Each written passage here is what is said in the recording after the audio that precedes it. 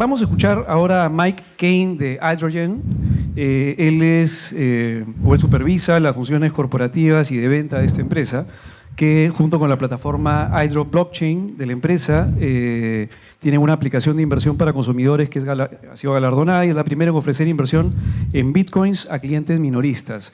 Simplemente para ponerlos en contexto, el tema de las APIs son bastante importantes porque te permiten conectar a sistemas, las fintech o los bancos o las entidades que están saliendo al mercado y lo que quieren hacer son modelos escalables. Es importante que no hagan solamente cosas o plataformas tecnológicas que funcionen aisladamente, sino la idea es que funcionen junto con otras y para eso se utilizan las APIs, para poder conectar otras plataformas. Y dicho esto, espero sobre todo que los bancos, ojalá, comiencen a abrir sus APIs para que gente que hace, digamos, aplicaciones mañana pueda desde otra aplicación pedir una orden de pago, va directamente el API, gatillo mi bot y le digo al API del banco, transfiérele a la cuenta de Pepito X cantidad de plata. Las APIs son bastante importantes y sobre eso nos va a hablar ahora Mike Kane. Un fuerte aplauso para Mike Kane, por favor. Gracias. Buenos días a todos. Sorry, I'm going to speak in English, so I apologize in advance. And I'll tell you why I'll speak in English. I was never taught Spanish in school. I actually learned Spanish from my Mexican friends.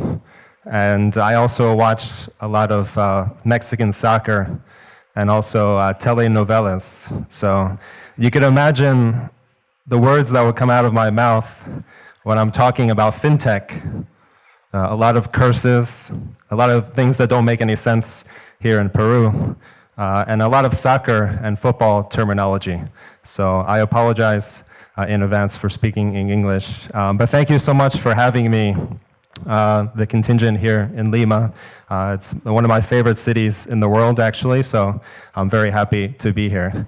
So today I'm going to talk about APIs and how we're going to build a new interconnected world through APIs. So I run a company called Hydrogen. We're based in the US. There we go. We're based in the US in New York. So what Hydrogen tries to do is very simply build the financial platform for what we call the Web 3.0. Many of you are probably familiar with Web 1.0, which happened in the 1990s, and also the Web 2.0, which happened in the aughts. And that was from Facebook, building communities around the internet. But the problem with that is it's very centralized. And as everyone has seen with what's happening to Mark Zuckerberg in the US, where they dragged him in front of Congress. This is the problem with centralization. So what we're seeing globally is this new interconnected kind of global platform that's forming. And part of it has to do with blockchain, but mostly just through connectivity, through platforms, especially in Europe with their new initiatives, sharing information and sharing data amongst each other. And we firmly believe that this will transform the world and the fintech ecosystem. So what we show on this slide is actually what, if many of you work for a bank, you probably have seen. These are some kind of workflow or product diagrams. Traditionally, for a bank to build all of these 30 steps, they have to build every single step separately and hire a consulting company to redo a lot of their infrastructure. So you can imagine this takes many years to build. So really what the power of APIs allow you to do is to, instead of building 30 processes, maybe you just need 30 connections or 10 connections because the data is probably already somewhere and a lot of the functionality that you need to build is probably already built by another platform. So what do we mean by APIs? So really what APIs are, for those who aren't familiar, these are application programming interfaces. And all this means is that it allows two databases to talk to each other. So very simply, if you run a bank, you could then share your customer data, transactions data, really any kind of data with another third party. And this allows for some very, very interesting applications because now it allows interconnectivity, not just in Peru and Latin America, but globally. And some of the most famous APIs you might know are from Facebook, Google.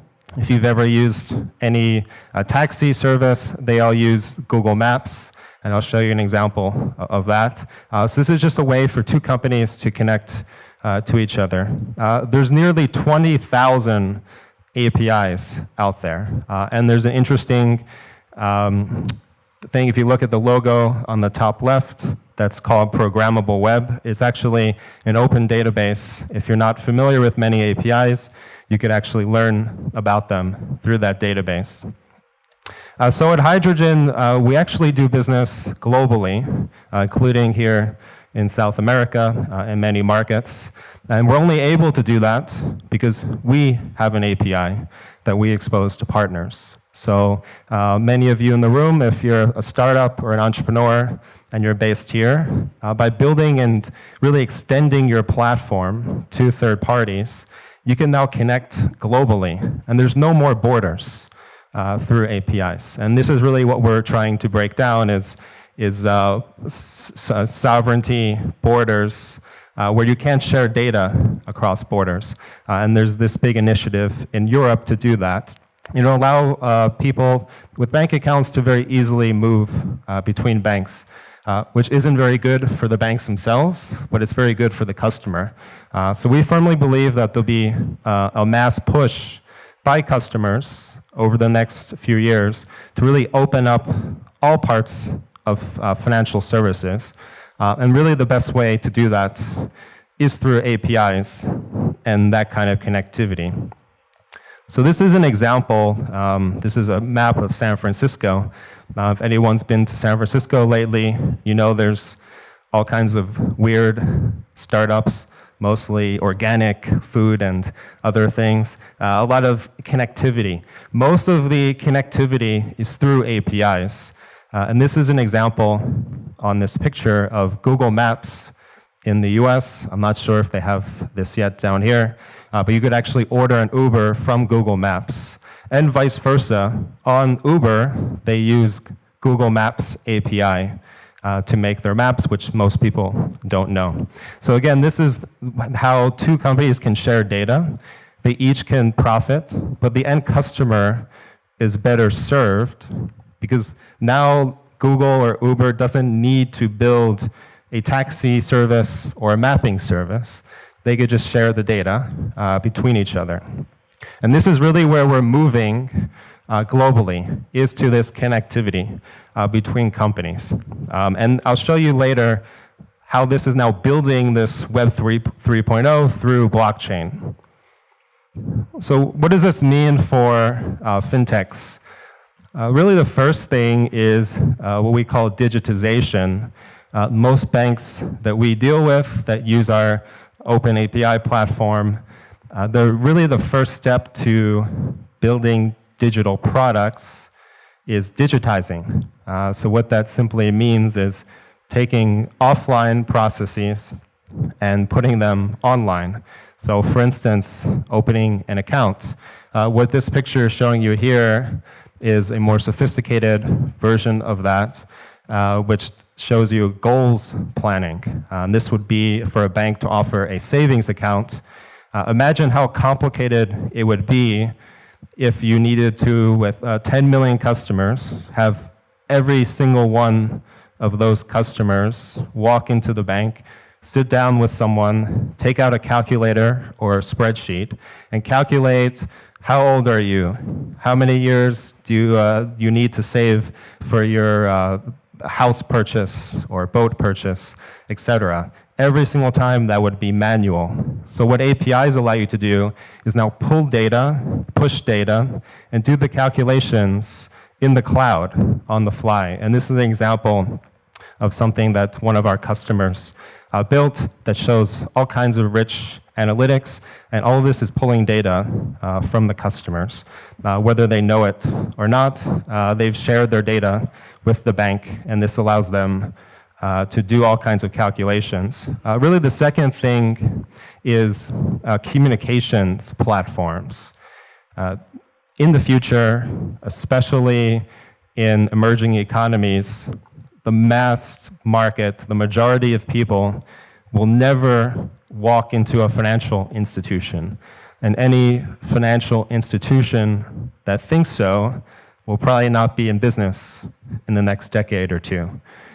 So really what we need to do is, through the power of mobile device and through the now 4G, 5G networks that we're seeing around the world, is connect people. So you could have a bank or an insurance company or whatever it might be, and here in Lima, you could talk to anyone anywhere in Peru instantly. And again, this can be done through API functionality. What we show you here is actually the Skype API that, again, one of our clients has integrated. So if you have this connectivity where you could pull clients' information, they could press a button on your mobile app, and instantly they could then talk to someone in Lima. Imagine how much faster, how much quicker their access to more products, better service, lower fees, etc. can be. The third thing, and this is really tying everything together, would be very, very rich and detailed analytics and dashboards and platforms. What this is showing you here is pulling all of the customers' transactions data. You could see also their savings accounts, credit cards, investments, and their real estate, their property. And this is all through different APIs that we've hooked in for this particular client, where we're scraping or pulling all of this data for them. And this only can happen when you have financial institutions that want to cooperate. So when the financial institutions cooperate, this is what we can provide. Very, very detailed, very rich analytics, budgeting, goals planning, etc. And also the power of APIs here is that we could then push information to clients instantly. So imagine you have a client, the vast majority of unbanked or underbanked people in the world is because banks can't service them. And this is the reason why there's very high overdraft fees. It's really a tax on very poor people, because if you are constantly running out of money, it's a way to encourage people to have higher balances. But imagine if we could send an alert to that person anywhere in the world, even before they run out of money, and say, hey, your account will be overdraft, you'll be charged this, please do something. So taking preemptive action is a way that these APIs now are being used in the US and elsewhere to really provide a much, much better user experience for the end user. So not just showing them data. You can imagine this could be overwhelming for clients, especially if they're new to financial services, but sending them very simple text message with very easy to understand alerts. These all can be done through APIs. For instance, Twilio is a public company in the US that has a text message API that our clients use to send text messages to clients.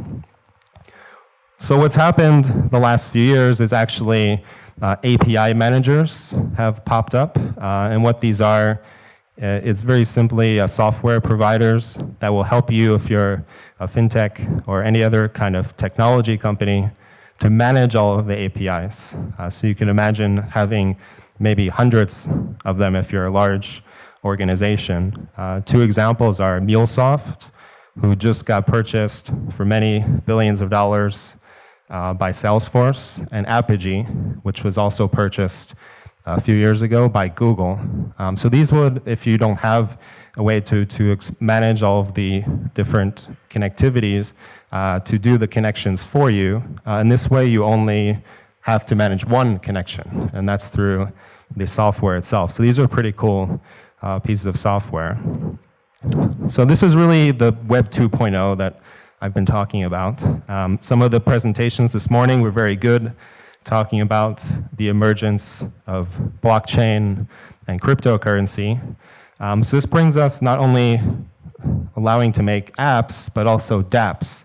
The difference between an app and a dApp is an app is built off of a single database. A dApp is built off a distributed database.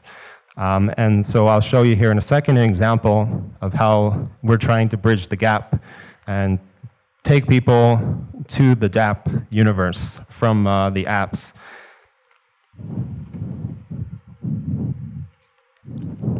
So we actually have our own blockchain.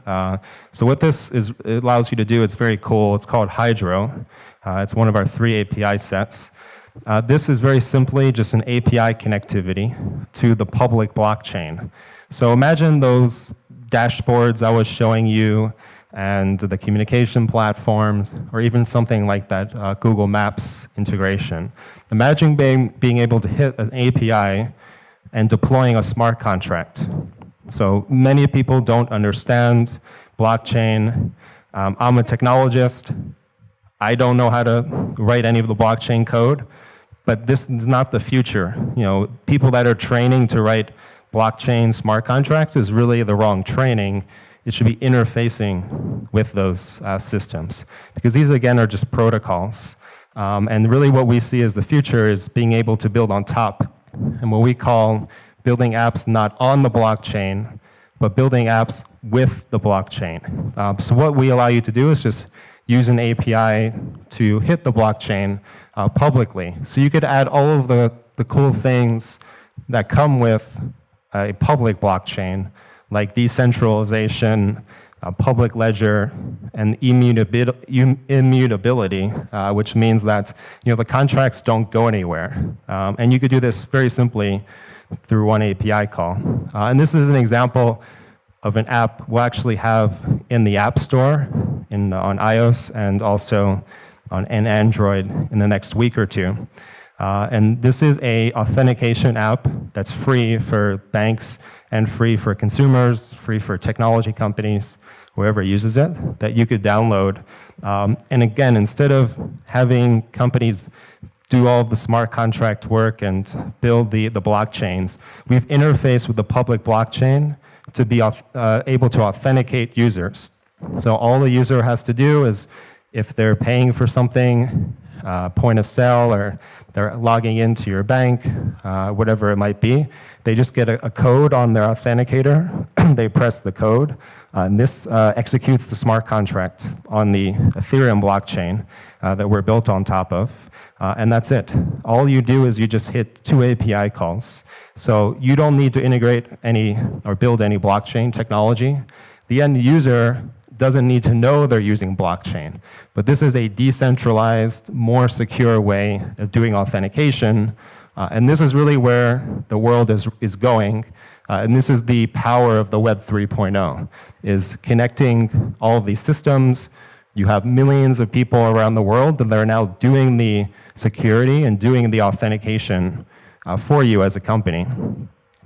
And finally, where this, as you probably know, is going to take us is not only can we build through this connectivity a Web 3.0 that uses blockchain, but imagine if we could then automate this and make it intelligent.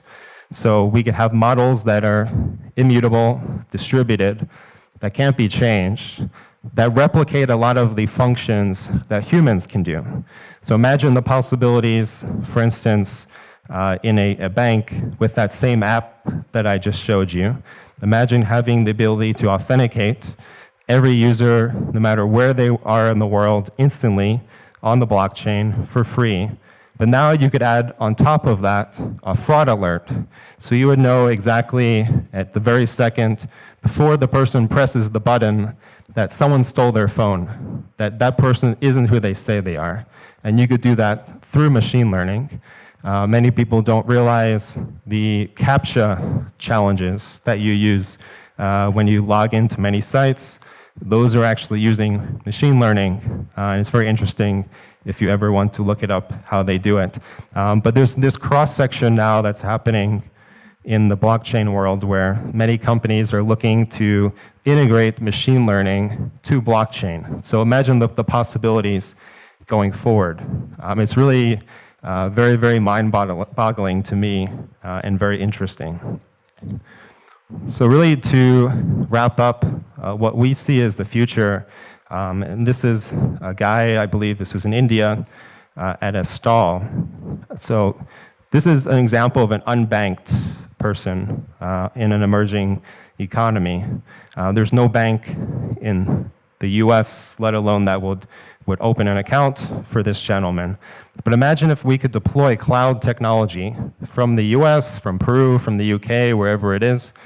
That same technology that we're using in New York and San Francisco, we could deploy to this gentleman in India through his mobile device. He could bank anywhere. He could open accounts. He can transact. Doesn't need any cash. He could use digital currency. He could interact with different service providers through APIs. And it's really not a far leap or far step to get there. Really, all we have to do is encourage more companies to compete, more financial institutions to open up their platforms. And it's really already starting to happen. And even though this might be scary to many people who work for financial institutions, believe me, it's not. It shouldn't be scary. This should be a positive, because by having more transparency, by having more connectivity, we'll have lower fees.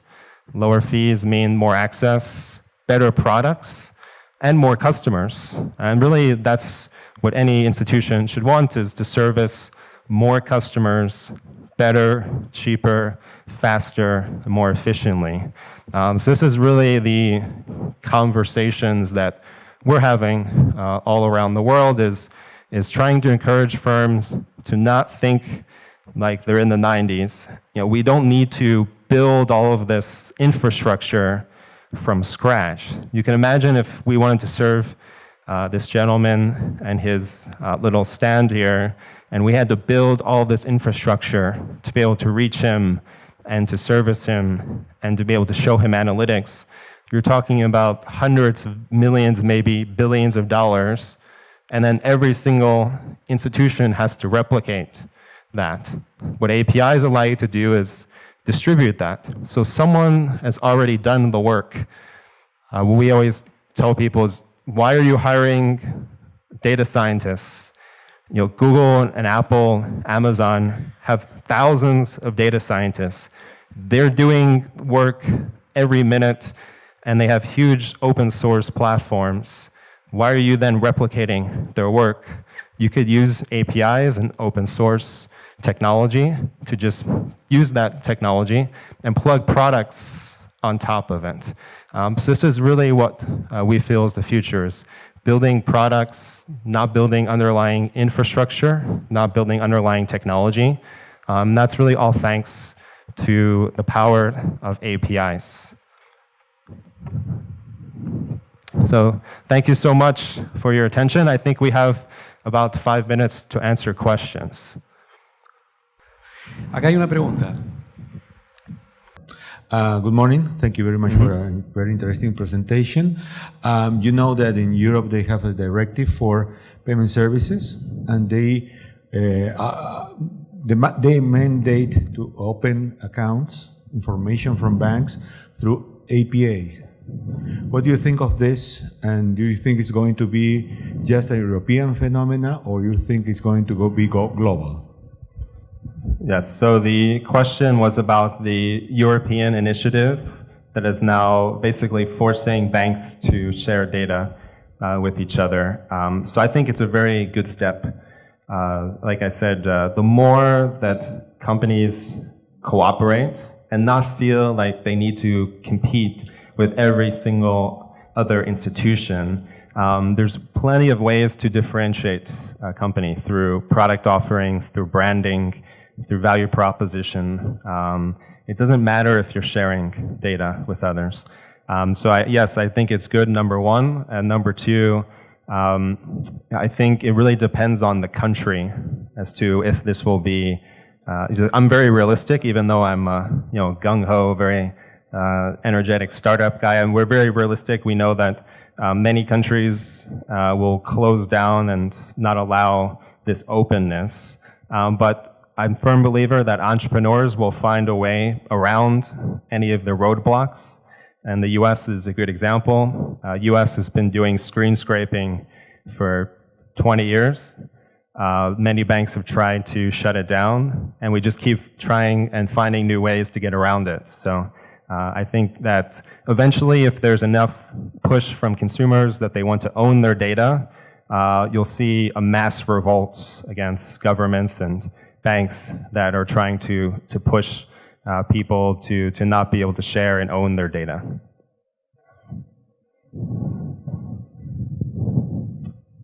Mike, hi. So can you talk a little bit about what's the business model behind the APIs? And how do you make a profit out of publishing your API or using others? Sure. So the vast majority of API companies have the same business model. We charge per user. So for instance, for our company, it's free to try. If you go on our site, hydrogenplatform.com, you'll see we have open documentation. So you could see every single piece of documentation, workflows, all of the REST API protocols. That's all free. We also have a free sandbox. And we have a free certain number of users that you could use the API with. This is very prevalent in the API business. Once you reach that number of users, you pay a very small amount per user. Really just sharing data gives us the ability to just charge a very small incremental cost to people who want to use the platform. But our blockchain platform is free. Totally free. Open source, same thing with our machine learning library, both open source and free. ¿Alguna otra pregunta? Sí. Creo que alcanzar el micrófono. Very interesting presentation, by the way. You have defined blockchain as a way to interoperate between companies, especially companies related with transactions. What do you think about the difference between private blockchains and public blockchains? Because when you are Uber and you expose an API, everyone can consume your services. You can sell through Google Maps, for example. All we're doing is we're interfacing with that random string. We could do the same thing for identity management, so having users get banks to pay them, or e-commerce like Amazon to pay them with tokens to be able to share their data. Also machine learning and payments, there's all kinds of interesting things. So we have this argument all the time. We're always on panels with R3 and Hyperledger and Ripple, Stellar. They're really just database companies. There's nothing wrong with that, but does the world need another database company? That's really the question we ask. Totally agree with you. Una última pregunta. Hi, Mike. This is somehow connected with the previous question. Do you foresee that the API industry represent a challenge in terms of data privacy, data security, and if so, how do you think should be tackled those risks? Yeah, so the question was about data privacy and security. I think it's pretty simple. We just need to have standards that everyone globally abides by for how do we audit these systems? What are the different testing you have to do? Who are the providers that can do that? So for instance, we do all kinds of penetration testing and security testing. All of our smart contracts are open source. So anyone right now can go on our GitHub and read the smart contracts and audit them. So it's really just about openness, I think, and building some standards to be able to make privacy laws global. We're not really there yet. The European initiative is a good start where they're standardizing, because as you know, in Europe, everyone has different rules and they're trying to standardize them. But privacy is really, I think, the bigger problem now in education. We have to educate most of our users about data privacy, about why blockchain isn't evil, as many of them think. You don't need to store your tax number and your birth certificate and all this crazy stuff on blockchains. No one ever wrote that in the Bitcoin white paper. That wasn't the point of it. I don't know why anyone has that idea. It's really just a ledger to make sure that two counterparties agreed or had the handshake on something. So imagine notarization, contracts, very, very invaluable things that now you have courts fight over who signed it, when they signed it, who did the payments, who logged into your account. There's no way to prove that now. And that's really what blockchains can have the power to fix. And so we've flipped this around. We feel the privacy is actually good. It's a good thing for the end customer to be able to audit and store some of their information if they want to. And that's really what blockchains are all about. Muchas gracias. Thank you very much, Mike. Thank you, everyone. Un aplauso para Mike, por favor.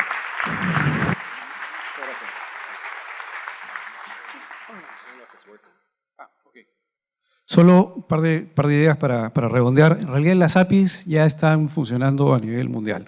Cuando ustedes se bajan una aplicación alguna vez, no les ha pedido la aplicación conectarse con su cuenta de Google o de Facebook. Esa aplicación está utilizando el API de Facebook o de Google para validar quién son, por ejemplo. O se han bajado una aplicación que tiene mapas. Esa aplicación está utilizando el API de Google Maps, el Google Maps API, para poder utilizar el mapa. Y está cobrando Google por cada transacción, cada búsqueda, por ejemplo, o cada X cantidad de búsquedas que se haga. Las API ya están en nuestras vidas, todos los días las utilizamos. El tema es que no las conocemos. Hay la gente que usa marketing automatizado. Ustedes pueden entrar a una plataforma que se llama Zapier y ya pueden conectar un lead de LinkedIn. Yo tengo ejecutivos comerciales. A cada ejecutivo comercial le pongo una segmentación, un tipo de cliente, le llega directamente a mi ejecutivo comercial. El ejecutivo comercial, el API se va a Google, coge un documento de Drive, que es la presentación de mi empresa, y lo dispara directamente al correo electrónico que me puso el lead en la publicidad de LinkedIn, por ejemplo. Ese tipo de cosas se pueden hacer justamente porque las APIs existen. Y un ejemplo final. Nosotros tenemos una empresa que digamos, tiene APIs también, y una de las cosas que hacemos para nuestros clientes es alguien tiene un trabajador, una aplicación en el campo, quiere validar si una persona es sujeta a crédito, simplemente nos conectamos al API de un buró de crédito, se califica en línea, yo le mando el DNI, me devuelve si la persona debe o no debe prestársele dinero, por ejemplo. Entonces, ese tipo de cosas ya existen. El tema es que hay que utilizarlas mucho de una manera mucho más potente.